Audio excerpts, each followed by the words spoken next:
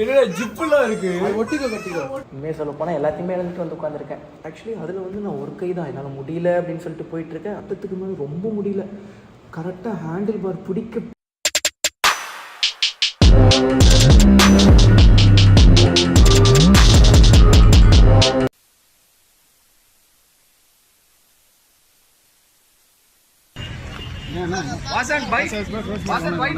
இல்ல என்ன பேசினாலுமே தப்பா தான் போட போறீங்க. உங்களுக்கு பிடிச்ச மாதிரி போட்டுக்கோங்க.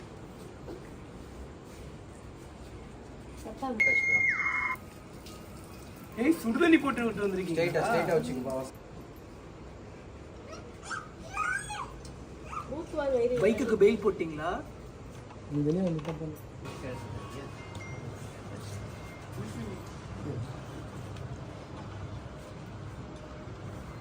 இது கிழக்கம் எடுத்துக்கலாம். நான் அங்கே தான் போகிறேன். இன்னும் இங்கே போங்க.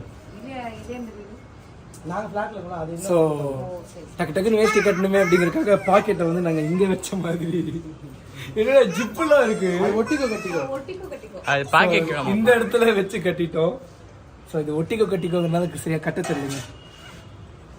ஏய் இது இந்த ஜிப்பு வேற மாதிரி ஃபீல் ஆகுதுடா. வணக்கம், நான் உங்கள் வாசன் டிடிஎஃப் எப்படி இருக்கீங்க? நல்லா இருப்பீங்க நம்புகிறேன். இந்த டைலாக்கை நான் சொல்லணும் அப்படின்னு சொல்லி நான் எவ்வளோ நாளாக வெயிட் பண்ணிட்டு இருந்தேன்னு எனக்கு தான் தெரியும். கிட்டத்தட்ட 1.5 மாதம் இல்லை 1.25 மாதம் 2 மாதம் ரவுண்டாக வச்சுக்கலாங்க. 2 மாதம் வந்து நம்ம ரிமாண்டில் இருந்தோம். ஒரு மிகப்பெரிய பிரேக் எடுக்க வேண்டிய சூழ்நிலைக்கு தள்ளப்பட்டேன்.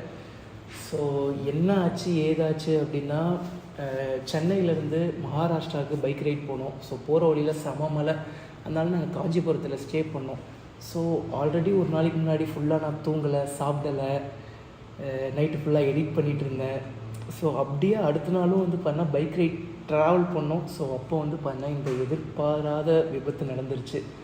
ஸோ எப்போவுமே வந்து பார்த்துட்டிங்கன்னா பெருசாக நான் தூங்க மாட்டேன், சரியாக சாப்பிட மாட்டேன். காரணம் வந்து என்னென்னாங்க, அசால்ட்டாக சொல்லிடுறாங்க எல்லோரும், அவனுக்கு என்னப்பா 4 மில்லியன் ஃபாலோவர்ஸ் வச்சுருக்காங்க, 4 மில்லியன் டிடிஎஃப் இருக்காங்க அப்படின்னு சொல்லி. அதுக்கு நம்ம எவ்வளோ கஷ்டப்படுவோம் அப்படின்னு சொல்லி நமக்கு மட்டும்தான் தெரியும்.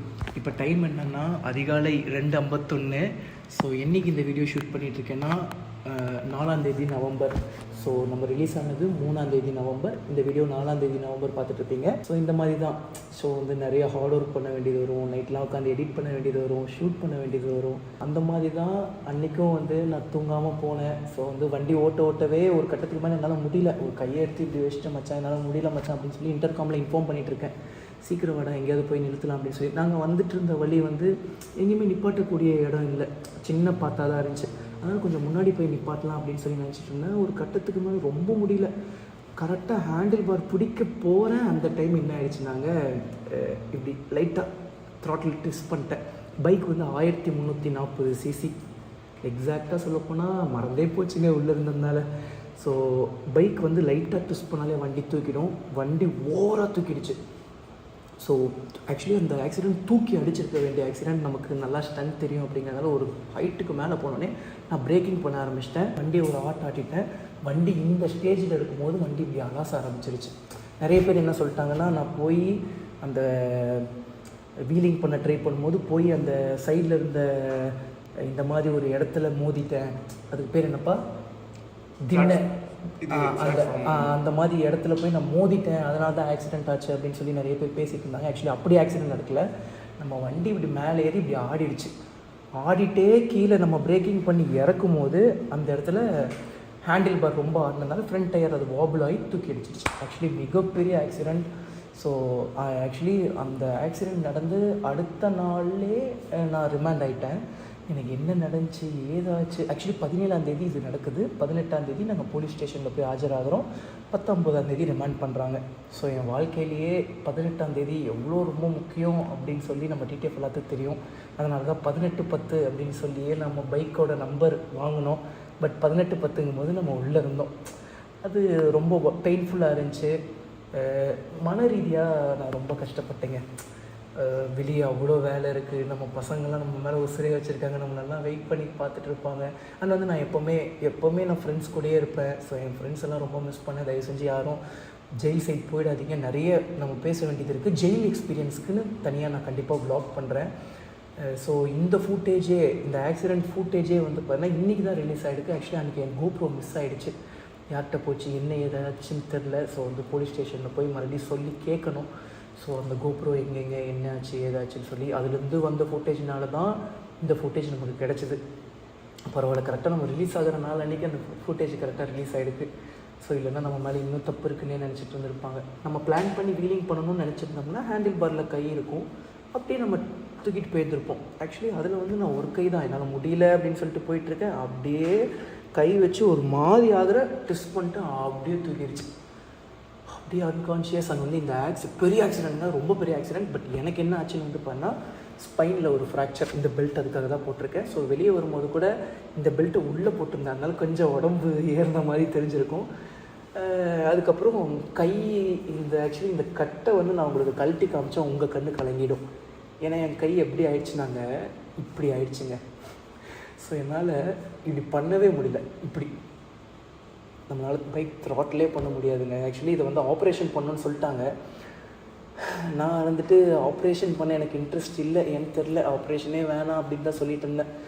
அதுக்கப்புறம் இப்போ வந்து கை இப்படி கூடிடுச்சு. ஸோ இப்போ உடச்சி கட்டலாங்கிறாங்க. அது எந்த அளவுக்கு பாசிபிலிட்டின்னு தெரில. ஸோ அதுக்கு ட்ரை பண்ணுவோம். முடியல அப்படிங்கிற பட்சத்தில் ஆப்ரேஷன் பண்ண வேண்டியதான். கண்டிப்பாக ஜெயில் எக்ஸ்பீரியன்ஸ் சொல்கிறேன். அண்ட் வந்து உள்ளே ரொம்ப கஷ்டப்பட்டியா வாசானா இல்லை. ஆக்சுவலி உண்மையாக சொல்லப்போனால் ரொம்ப கஷ்டம்லாம் படலை. என்னை தலைக்கு குளிப்பாட்டி விடுறது ஒரு அண்ணன், எனக்கு ஊட்டி விடுறது ஒரு அண்ணன், இந்த மாதிரி எல்லாருமே நல்லா பார்த்துக்கிட்டாங்க. தெரியாமல் செய்கிற தவறுகள்னால தான் நிறைய பேர் உள்ளே வராங்க. பரவாயில்ல, நிறைய பேர் திரும்பி வெளியே போகிறாங்க. திரும்பி போகிறவங்க நல்லா இருக்கட்டும். அது போக ஆக்சிடெண்ட் அப்படிங்கிறது ஆக்சிடென்டலாக நடக்கிறது தான் ஆக்சிடெண்ட். மற்றவங்களுக்கு நடந்தால் அது ஆக்சிடெண்ட், நமக்கு அதாவது மற்றவங்களுக்கு நடந்தால் ஆக்சிடென்டலி ஹேப்பன்டு ஆக்சிடெண்ட். பட் நமக்கு ஏதாவது ஒரு ஆக்சிடெண்ட் நடந்தால் மட்டும் அது பிளான்ட் ஆக்சிடெண்ட் மாதிரி காமிச்சிக்கிறாங்க. எனக்கு ரொம்ப கஷ்டமாக போச்சு. ஸோ வந்து என்னென்ன கேஸ் போட்டிருக்காங்கன்னா அதிவேகத்தோட கேஸ் போட்டிருக்காங்க. நான் ரொம்ப வேகமாக போனேன்னு சொல்லி அந்த வீடியோலேயே தெரியும் நம்ம ஸ்லோவாக தான் வந்துட்டு இருந்தோம்னு சொல்லி. ஆக்சுவலி வேகமாக போய் லைட்டாக ட்விஸ்ட் பண்ணி தான் வண்டி ஏறி இருக்காது. ஸ்லோவாக போய் லைட்டாக வண்டியை தெரியாமல் நம்ம ட்விஸ்ட் பண்ணதுனால தான் வண்டி தூக்கவே செஞ்சுது. அதே மாதிரி என் கையை நானே தற்கொலை பண்ணி கையை உடச்சிக்கிட்டேன்னு சொல்லி கேஸ் போட்டிருந்தாங்க. 45 நாள் மன ரீதியாக எப்படா வெளியே போவோம் அப்படிங்கிற மாதிரி இருந்துச்சு. ஆக்சுவலி நம்ம பசங்க தான் செம்ம ஃபன்னு. என்ன பண்ணிட்டானுங்கன்னா ரிமாண்ட் ஆகிட்டோம். 2-3 நாள் ஆகிடுச்சு. என்கிட்ட 2 ட்ரெஸ் தான் இருந்துச்சு. ட்ரெஸ் இல்லை. நான் இருந்துட்டு மாப்பிள்ளை எனக்கு ட்ரெஸ்ஸு போட்டு விடுங்கடா, ட்ரெஸ்ஸு இல்லைடா அப்படின்னு சொன்னால் பசங்க இருந்துட்டு மாப்பிள்ளை நாளைக்கு வர போகிறோம் மாப்பிள்ளை, உனக்கு எதுக்கு மாப்பிள்ளை ட்ரெஸ்ஸுன்னு சொல்லி இதே மாதிரி ஒரு வாரம் ஓட்டிட்டானுங்க. அதுக்கப்புறம் ஒரு நாள் திடீர்னு பார்த்தா கிட்டத்தட்ட ஒரு 6 சோப்பு, ஒரு 10 செட்டு ட்ரெஸ்ஸு வருது. அப்போவே முடிவு பண்ணிட்டேன், ரைட்டு இப்பால் நம்ம வெளியே போகிறது இல்லை அப்படின்னு சொல்லி நினச்சிட்டேன். ஸோ வருத்தம் தான், மற்றபடி வேறு இது இல்லை. அண்ட் வந்து எல்லாத்தையுமே இழந்துட்டு வந்து உட்காந்துருக்கேங்க. உண்மையாக சொல்லப்போனால் எல்லாத்தையுமே இழந்துட்டு வந்து உட்காந்துருக்கேன். லைசன்ஸ் 10 வருஷம் கேன்சல்னு சொன்ன உடனே என் கண்ணெலாம் அப்படி கலங்கிடுச்சு. பட் அழுதுறக்கூடாது வாசா அப்படின்னு சொல்லி கண்ட்ரோல் பண்ணிகிட்டு இருந்தேன். கண் கலங்கிடுச்சு. அங்கே இருந்தவங்களுக்கு காவல் அதிகாரிகளுக்கு தெரியும். கண் கலங்கிடுச்சு. அப்புறம் ஆர்டிஓ இன்ஸ்பெக்டர் வந்தாங்க. அவங்க பரவாயில்ல கொஞ்சம் புரிஞ்சுக்கிட்டாங்க நம்மளை பற்றி. ஸோ வெளியே வந்து மேல்முறையீடு பண்ணலாம். அங்கே வந்து நம்ம என்ன பேசினாலுமே நெகட்டிவாக காமிக்கிறாங்க. ஏன்னா நெகட்டிவிட்டி தான் அதிகமாக ரீச் ஆகும் அப்படிங்கிறதுக்காக நெகட்டிவிட்டியாகவே காமிக்கிறாங்க. அதனால தான் வந்தோடனே நான் எந்த ஒரு இன்டர்வியூ கொடுக்க வேணாம் அப்படின்னு சொல்லிட்டு நான் பாட்டு கடந்து போக ஆரம்பித்தேன். பட் அவங்க ரொம்ப கம்பல் பண்ணாங்க. ஸோ காலையிலேருந்து நிற்கிறோம் அப்படிங்கும்போது எனக்கே மனசு சங்கடமாக இருந்துச்சு. சரி சொல்லிட்டு போயிடலாம். ஃபஸ்ட்டு என்ன சொன்னேன்னா நான் என்ன பேசினாலும் தப்பாக தான் போட போகிறீங்க, உங்களுக்கு பிடிச்ச மாதிரி போடுங்க அப்படின்னு சொல்லிட்டு கிளம்பிட்டேன். அப்புறம் காலையிலேருந்து நிற்கிறோம் அப்படின்னோடனே மனசு கேட்கல. அப்புறம் தான் வந்து பைக்ஸ் கொடுத்தேன். ஸோ இப்போ அதில் என்ன பிரச்சனை ஆகி போச்சுனாங்க, நான் வந்து என்கிட்ட வந்து இப்போ உங்கள் லைசன்ஸ்லாம் கேன்சல் பண்ணிட்டாங்க, நீங்கள் மேல்முறையீடு பண்ணுவீங்களா அப்படின்னு சொல்லி என்கிட்ட கேட்டாங்க. நான் இருந்துட்டு என்ன சொன்னேன்னா நான் இன்டர்நேஷ்னல் லைசன்ஸ் எடுப்பேங்க, அதாவது இன்டர்நேஷ்னல் லைசன்ஸ் எடுத்து அதர் கண்ட்ரியில் ஓட்டுவேன் அப்படிங்கிறத மீன் பண்ணேன். நம்மளும் என்ன போட்டுட்டாங்க, இன்டர்நேஷ்னல் லைசன்ஸ் எடுத்துகிட்டு இந்தியாவில் ஓட்ட போகிறாங்க, அதுக்குள்ளே போக்குவரத்து துறை அப்படின்னு சொல்லி அவங்க ஒரு இன்ஃபர்மேஷன் பாஸ் பண்ணியிருக்காங்க. இன்டர்நேஷ்னல் லைசன்ஸ் எடுத்துகிட்டு இந்தியாவில் ஓட்ட முடியாது. நான் இந்தியாவில் ஓட்டுறேன் அப்படின்னு சொல்லி இன்டர்நேஷ்னல் லைசன்ஸ் வாங்குவேன்னு சொல்லலை, நான் அப்ராடில் ஓட்டுவேன் அப்படிங்கிறதுக்காக நான் அப்படி சொன்னேன். எல்லா கேசஸையும் முடிச்சுட்டு பாஸ்போர்ட் எடுத்துகிட்டு இன்டர்நேஷ்னல் லைசன்ஸ் எடுத்துகிட்டு நிறைய அப்ராய்ட் ஃப்ளைட்ஸ் இந்தியாவை ரெப்ரசென்ட் பண்ணி போவோம். இவ்வளோ நாள் நம்ம தமிழ்நாடு ரெப்ரசென்ட் பண்ணி போனோம், நம்மளை புரிஞ்சிக்கல, அவ்வளோதான். பட் ஒரு நாள் கண்டிப்பாக நம்மளை புரிஞ்சுப்பாங்க, அந்த நம்பிக்கை எனக்கு இருக்குது. ஸோ ஜெயில் எக்ஸ்பீரியன்ஸ் பேசணுன்னா பேசிக்கிட்டே போகலாம்.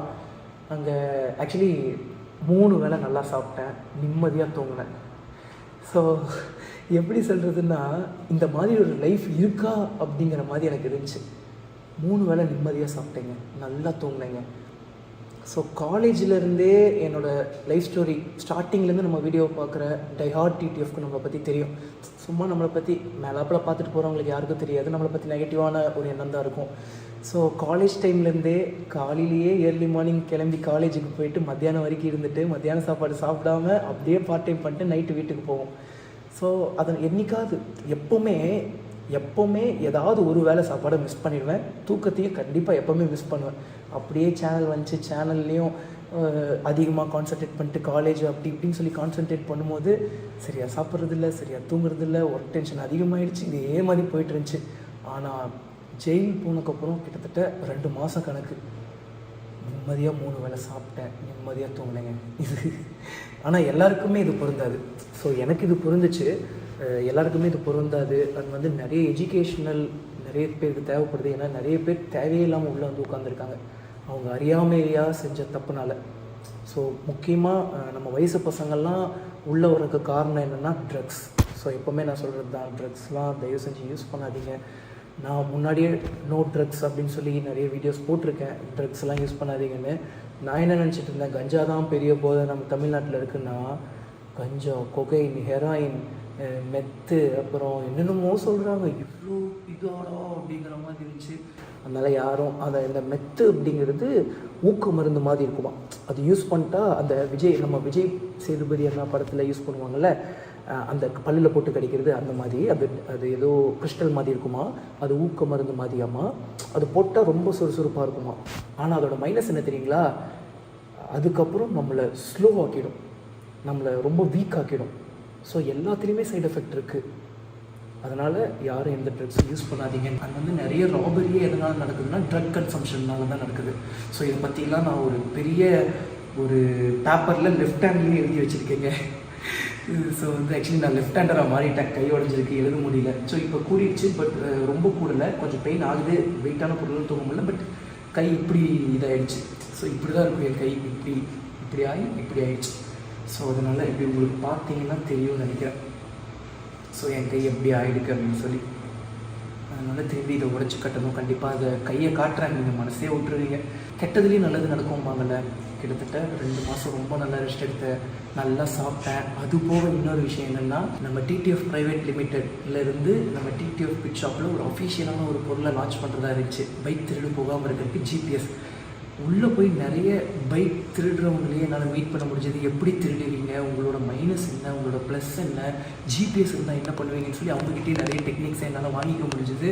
அதை வாங்கி நான் என்னை பார்க்க வரும்போது நான் வந்து ஜிபிஎஸ்ஸை ரெடி பண்ணுற ஐடி டீமுக்கு நான் இன்ஃபர்மேஷன் கொடுத்துட்டேன், இதெல்லாம் பண்ண சொல்லிவிடுங்க அப்படின்னு சொல்லி. ஸோ வந்து சீக்கிரமாக வந்து நம்மளோட அஃபிஷியல் ஜிபிஎஸ் வந்து நிறைய பைக்கு திருநவங்க மூலியமாகவே உருவாக்கப்பட்டிருக்கு. நிறைய பேர் பைக் காணாமல் போகாமல் நம்ம சேவ் பண்ண முடியும். அது போக புல்லட் ப்ரூஃப் டயர்ஸ் மாதிரி பஞ்சர் ப்ரூஃப் டயர்ஸ், அதெல்லாம் வந்து நான் சீக்கிரமாக ஃப்யூச்சரில் உங்களுக்கு அப்டேட் பண்ணுறேன். ரொம்ப நாள் இல்லை, இன்னும் கொஞ்ச நாள் தான். ஸோ நிறைய பேசணும். கண்டிப்பாக ஜெயிலை பற்றி கண்டிப்பாக நான் ஒரு vlog போடுறேன், கண்டிப்பாங்க, எப்படி இருந்துச்சு என்ன ஏதுன்னு சொல்லி. அது போகங்க ஜெயிலில் ஒரே ஒரு விஷயம் வந்து சொல்லிக்கிறேன். நைஜீரியன்ஸ் நிறைய பேர் இருக்காங்க, அவங்க நிறைய கேசஸ் மூலிமா வந்திருப்பாங்க, மேக்ஸிமம் ட்ரக் கேஸ் மூலிமா வந்திருப்பாங்க. அங்கே தான் வந்து பார்த்துக்கிட்டிங்கன்னா நைஜீரியன்ஸ் சரளமாக தமிழ் பேசுகிறாங்க. அதுக்கப்புறம் இந்த ஆடுப்புலி ஆட்டம் விளையாடுறாங்க, தாயம் விளையாடுறாங்க, அதுக்கப்புறம் லுங்கி கட்டிட்டு போகிறாங்க, ஃபாரினர்ஸ் லுங்கி கட்டிட்டு போகிறாங்க. அதெல்லாம் ஆச்சரியமாக பார்த்தேன் நான். ஆக்சுவலி உள்ளே வந்து நிறைய எல்லாருமே ஸ்ட்ரெஸ்ஸில் தான் இருப்பாங்க, நிறைய பேச வேண்டியது இருக்குது. ஸோ யாரும் டோன்ட் வரி. அண்ட் வந்து எல்லாத்தையுமே இழந்துட்டு இருந்தாலுமே இப்போ ஒரே ஒரு விஷயத்தில் சொல்லிக்கிறேன், நம்மகிட்ட தன்னம்பிக்கை இருக்குது. அது போக dedication, hard work, patience, continuity இதெல்லாமே நம்ம கூட இருக்குது. அதனால் நம்ம விட்டது எல்லாத்தையுமே பிடிச்சிடுவோம். ஓகேங்க, இந்த வீடியோ இதோட எண்ட் பண்ணிங்கன்னா சீக்கிரம் அடுத்தடுத்த அப்டேட்ஸ் கண்டிப்பாக அடுத்த vlog எனக்கு தெரிஞ்சு ஜெயில் vlog, அதாவது ஜெயில் எப்படி இருந்துச்சு அப்படின்னு சொல்லி நான் உங்களுக்கு தெளிவாக எக்ஸ்பிளைன் பண்ணிடுறேன். அது போக சின்ன நாலேஜஸ்லாம் கண்டிப்பாக நான் உங்களுக்கு கொடுக்கணும். அப்படி கொடுத்தா நிறைய பேர் ஜெயில் போகாமல் இருக்கலாம், அதாவது அந்த தப்பே செய்யாமல் இருக்கலாம். ஸோ அதனால் நிறைய விஷயங்கள் சொல்கிறேன். உள்ளே நடந்த சுவாரஸ்யமான விஷயங்கள்லாம் நான் பெரிய ஒரு பேப்பரில் நோட்ஸே போட்டு வச்சுருக்கேன்.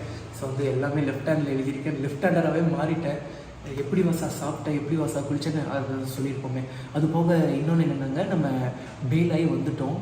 ஸோ பெயில் ஆகி வந்துட்டோம், எல்லாருமே நாங்கள் ஒரே இடத்துக்கு தான் போகிறோம். அதனால் எங்கள் அம்மா வந்து அம்மா கூட வாங்க அப்படின்னாங்க. எனக்கு என்னென்னா படம் எந்த கட்டத்தில் நிற்கிது அப்படின்னு சொல்லி தெரில.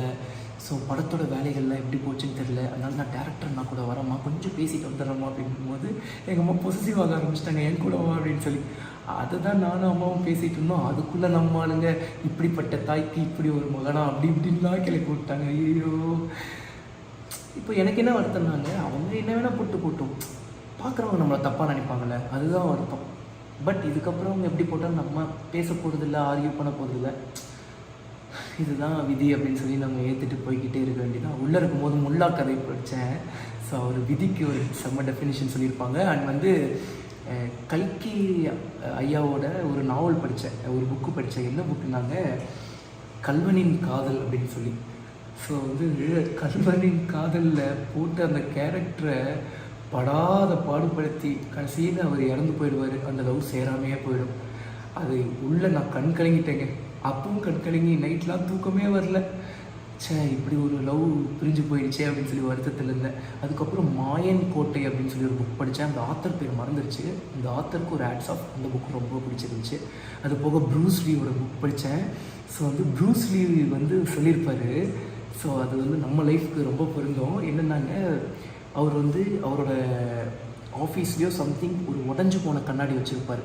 அந்த உடஞ்சி போன கண்ணாடி அவர் கஷ்டப்பட்டுட்டு இருந்த டைமில் புது கண்ணாடி வாங்க முடியாததுனால அந்த உடஞ்சி போன கண்ணாடியை ஒட்ட வச்சு யூஸ் பண்ணிட்டு இருந்திருப்பார்.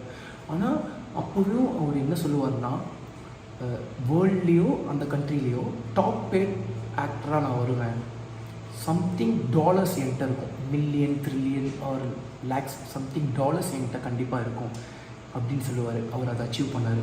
ஸோ வந்து இன்றைக்குமே நம்ம ஓசிக்காரில் தான் வந்தோம். அஃப்கோர்ஸ். ஸோ அந்த நியூஸ் சேனல் தான் நம்ம சொல்லியிருக்காங்க, ஓசிக்காரில் வந்து இறங்கி டிடி பாஸ்ன்னு சொல்லி. ஸோ அந்த மாதிரி இன்றைக்குமே என்கிட்ட கார் இல்லை, கண்டிப்பாக ஒன் டே வாங்குவேன். வாங்கும்போது ரோல்ஸ் ராய்ஸ் லேம்போர்கினின்னு சொல்லி வாங்குவோம் கண்டிப்பாக. ஸோ ஒன்றுமே இல்லைங்க, நீங்களும் சக்ஸஸ் ஆகலாம். எப்படின்னா dedication, hard work, patience, community, இது இருந்தாலே போதும். சீக்கிரமாக லைவ் வரேன். ஸோ வந்து எல்லாருமே கண்டினியூவாக நம்ம வ்ளாக் பாருங்கள். இதுக்கப்புறம் தான் நம்ம வந்து நெக்ஸ்ட் லெவலுக்கு போக போகிறோம். டிடிஎஃப் இஸ் இம்மோர்டல், வீழ்ந்தாலும் விண்ணை தருவோம். ஸோ டோன்ட் வரி டிடிஎஃப். ஓகே, நம்ம வ்ளாக் இதோட எண்ட் பண்ணிக்கிறேன். கண்டினியூவாக எல்லா வ்ளாக்ஸுமே செக் பண்ணுங்கள். ஸோ எவ்வளோக்கு இன்ட்ரெஸ்டிங்காக டிஃப்ரெண்ட்டாக எடுத்து போக முடியுமோ. கிட்டத்தட்ட ஒரு 3 மாதத்துக்கு என்னால் பைக் ஓட்ட முடியாது. முதல்ல கையே முதுகெல்லாம் ரெடி ஆகணும். அதுக்கப்புறம் லைசன்ஸ் வாங்கணும், அப்புறம் பாஸ்போர்ட் வாங்கணும், ஃபுல்லாக இன்டர்நேஷ்னல் ரைட்ஸ் பண்ணணும். பயங்கரமாக பிளான் பண்ணி வச்சுருக்கேன். அண்ட் வந்து சைனாலேருந்து எனக்கு ஒரு நண்பர் உள்ளே கிடச்சாரு. அவங்க வந்து பிஸ்னஸ் ரீதியாக தோல்வி அடைஞ்சு கடன் கட்ட முடியாமல் அந்த மாதிரி கேஸில் வந்தவங்க.